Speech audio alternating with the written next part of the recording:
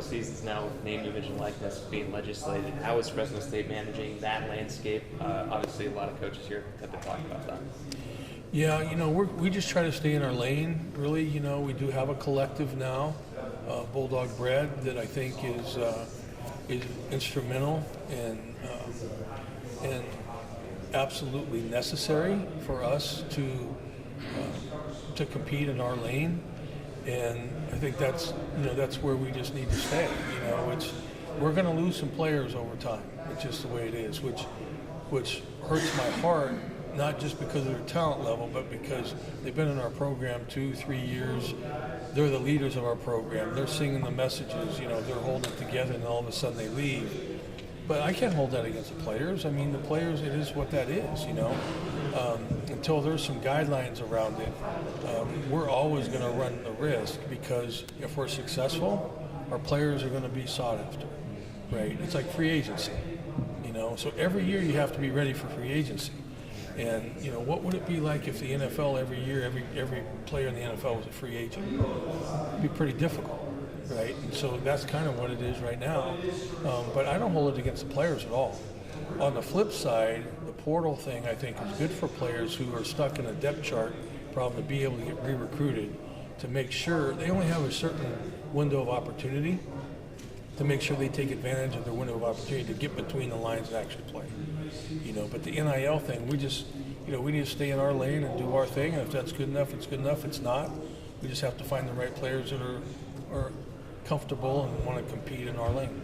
I don't know if you have the answer, but who do you think should be legislating that? Is it the Congress investigation? Is it the NCAA? Yeah, that's way over my head. That's way over my head. I don't know, but I know at some point something needs to happen with it. I would hope that at some point there's some guardrails around this thing, and I don't know what the answers are. All I know is we just have to do what we can do. I have talked to some really big-time coaches who are dealing with that, and I think they're completely miserable. When you're bidding on players, and the money has gotten crazy, and it's kind of a shame when some of those people are in that at that level. The education piece isn't even talked about. In recruiting, you used to say, this is where we stand in our mathematics department, our language department, whatever it is, Now most of it is just directed at the NIL piece, So it's a landscape we live in right now. It's no different than any other NCAA rule or any other process in the NCAA. Over time, it seems to figure itself out and working the kinks out. And I don't think that this is going to be any different. Coach, you're an offensive coach, and this is going to be the first college football season, I think, since like 87 or 88 without Mike Leach. Did you have any run-ins with Coach Leach? And can you talk to us about how much he meant to the game? Yeah, he was a good friend of mine. I miss Mike a lot. Him and I competed in the Holiday Bowl one year when he was at Texas Tech and I was at Cal, and we got to know each other really well. And then we would take Nike trips together and spend a lot of time together. One of the more interesting people you will ever meet, one of the most educated people, intelligent people. He was just a pleasure to be around. I could sit all night and listen to stories and talk to him about things. I had a ton of respect for him, and it's very unfortunate. I'm going to miss him. So in true Mike Leach fashion, then, ranking the mascots of the Mountain West, where does the Bulldogs stand? I don't know. I can't do anything like Mike Leach. That's you can't do that, right? He would have something witty to say, like right off the top of his head. Yeah, we've worked with him a few times, so I know exactly what you mean. Yeah, he's amazing. He is something else, man. The Pirate. The Pirate, yeah. Thank you, Coach, and best wishes on the season. Thank you. Appreciate it. Coach, Fresno State was just one of the two Mountain West teams with the top 50 passer rating last season. Just how do you assess the quarterbacks in the league? In our league, in our whole league? Yeah, or just how would you evaluate, I guess, as a whole with that? No, we're talented. We throw the ball around a lot. There's high-powered offenses in our conference, and typically that's driven by the quarterback. Obviously, all the skilled positions around them have to do their part as well. But yeah, there's a lot of talent in our league at quarterback, and they run highly proficient offenses, right? There's a lot of big numbers in our league, and so I think this conference is one of the top conferences, or the Mountain West Conference is one of the top conferences for quarterbacks. To be able to come back last year in your first year back at Fresno State, how special was it to be able to go on and win that Mountain West championship? It was great, not so much for me, but for our players, and especially the way it was done to start 1-4 and overcome adversity, and go on a 9-game winning streak and have the third longest winning streak in the country. I think that's something those kids can take for a long time with them. I think it was such a unique story and path. If we would have won 10 games, it would have been a win, a loss, a win, a loss, a win, a loss, whatever. It would not have the same storyline, I don't think, to be in 1-4 and being the only team in NCAA history to start 1-4 and end up with 10 wins. It was pretty significant. That says a lot about our program and about our kids, about the trust and the confidence and the foundation that we have. It would be really easy to start pointing the fingers and things spinning out of control, especially when social media starts bombarding you about how bad you are, or this and that and the other thing. But they continued their belief, and they kept working hard, and they ended up reaping the benefits. Dave, I know you don't want to lose a player of Evan Williams' caliber, but he's also kind of part of the business. Tell me a little bit about him and what he brought to you, what he did to you. Evan was a great player. I recruited him as a freshman. Great player, great leader for us, tremendous young man. Wish him all the success in the world. I think you'll be seeing him playing on Sundays one day. But highly competitive, very smart. He was like another coach on the field for us, and just a true team leader. With realignment and the way it's going, you played 2 Big Ten teams in 2024. Do you plan for in recruiting and maybe even in the portal to use that as a pitch of sorts to maybe somehow get a couple more Midwestern kids, especially portal guys, if they play there or something? Yeah, I think that's matching up a little bit this year. We have a couple kids that came in the portal that are from those areas, which would be great for their families to go to. So yeah, you always look at your schedule and see. We're typically not, we don't go all over the country recruiting. I think 90% of our kids are from California. But that's why it makes it quirk. But now with this portal situation, portal's national, right? And so you're much more apt to get more national kids. Not like spending a ton of resources going out and beating the bushes in spring recruiting, trying to go to every high school, but it's individualized, right? And so yes, I think those are some of the. Oh, and by the way, we get to play Purdue, and you're from Ohio, and your family's going to get to go there. I think that's pretty natural.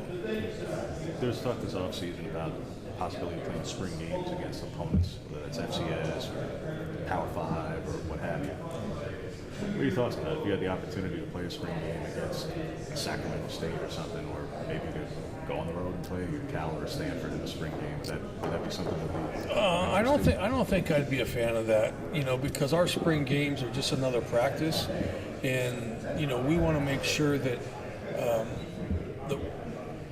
that we're working on what we want to work on. So it's all scripted, right? And if you play a game, it's a game. But it's spring. At that point, I have my fingers crossed that we're going to get through this last practice healthy, and we can have one more cut at this or that or whatever. And so we really try to control. It's a controlled situation in some stuff. The different tempos of if we're going to kick off, it may not be live. It may be that So I think we get enough work against ourselves, but it's in a controlled environment. So that's why I prefer doing what we're doing. Your thoughts on a couple of rules changes for this season? The clock not stopping at the first down until 2 minutes, and not extending the first and third quarter for a penalty, which in some very unusual circumstances might create a weird incentive. But what are your thoughts on those?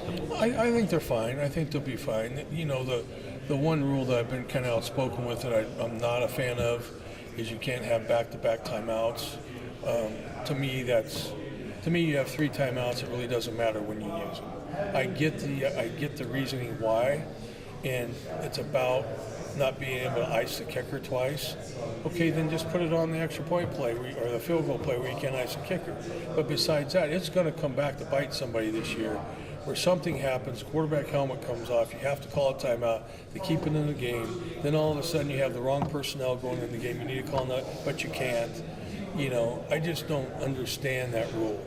Really, I think it's you have 3 timeouts, and typically if you call 2 back-to-back, the second one's a 30-second timeout anyway, which is saving you time.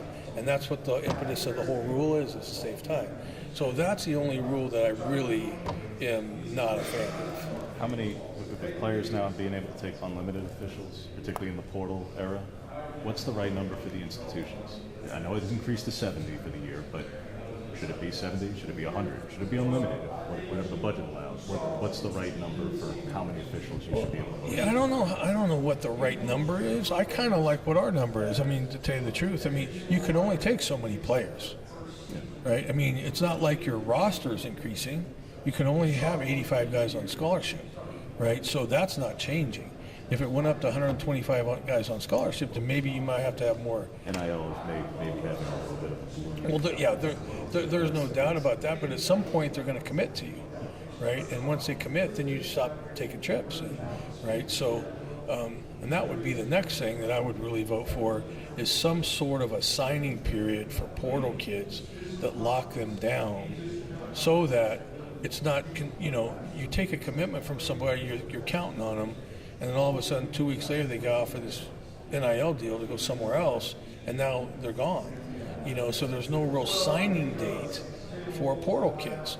They become part of your thing as soon as they come to school. I wish there was a signing period for portal kids so you knew how to depend on them. You knew how to manage your roster, and you could depend on this guy's a part of our team. So all of a sudden we say, okay, this guy's coming, he committed to us, we stop recruiting other players. 2 weeks later they get a call from wherever, and they get an NIL deal better than ours or whatever, and now they're gone, now we start over again. I just wish there was at some point some kind of a signing date for portal kids. Hey, Coach, with Jake Haener going pro now and you guys are diving in and continuing a quarterback competition, what are the traits that you look for in a quarterback that's going to help you make your decision? Yeah, I think it goes mental and physical toughness, highly competitive, athleticism, some kind of natural throwing motion. Those are the things that we kind of look for. Intelligence, because you have the best arm in the world, but if you can't put it all together, so those are the things we kind of look for, right? In as far as characteristics for our quarterback, and I think we're in a pretty good spot right now with our competition with our quarterbacks, because both of the guys that are at the top of our competition have been in the arena, and so that brings a certain amount of composure and poise and understanding of all the stuff that goes on in a game, of managing the game as a quarterback, which there's so many things going on in quarterback. But if you've done that before, then you can really tell that those guys are comfortable with. Now it's just about execution and putting the other 10 guys on the field in position to be successful. What stands out this season about Boise State and following last year's Mountain West Championship game? How much do you think that elevates what was already a great rivalry between the two schools? I'm not sure what stands out any different. I mean, I think they are who they are. They're a great football program. They're well coached. They have really good players. We play at their place. It's very hostile, very loud. Thankfully, we get to play them at our place this year, which is the first time since 17 as far as when I was the coach. So it'd be nice to get them at our place now. But it's always a battle. We always seem to play low-scoring games. They're one-score games here, one-score games there. They're always very tight. Thankfully we've been able to go there and win 2 conference championships at their place, which has been highly competitive. And that's the other thing. You go there in those months, you're dealing with the environment or the weather, right? And so I think we've been in the snow maybe the last 2. At least it's been cold. The last 2 championship games we played there. What's your take on Andy Avalos heading into his 3rd season, how much he's already accomplished over the last 2 years? Yeah, I think he's done a really nice job of carrying the torch. That have been there for a long time, actually. If you go all the way back to Cutter and Peterson and then Harsin, for him just to continue in that legacy I think he's done a nice job of continuing with the consistency and the brand of football that they play. Fresno State seemed like one of the only conference teams that was able to just stop the triple attack of Taylon Green, George Holani, Ashton Genty. Why do you guys think you were able to manage that so well? I just think our defense improved, over the year. I think we had more experience. I thought we tackled better. We ran to the ball really, really well. So I don't know that schematically, there was one thing you could hang your hat on. But when the quarterback gets out in open space one-on-one, he's hard to bring down one-on-one. So if you're not a good tackling team in space, he could really do some damage. But I think we really improved over the season of being really good tacklers in the open field. And I think when we got him in the open field, that game, I think we did a pretty good job one-on-one of getting him on the ground, which is not easy to do.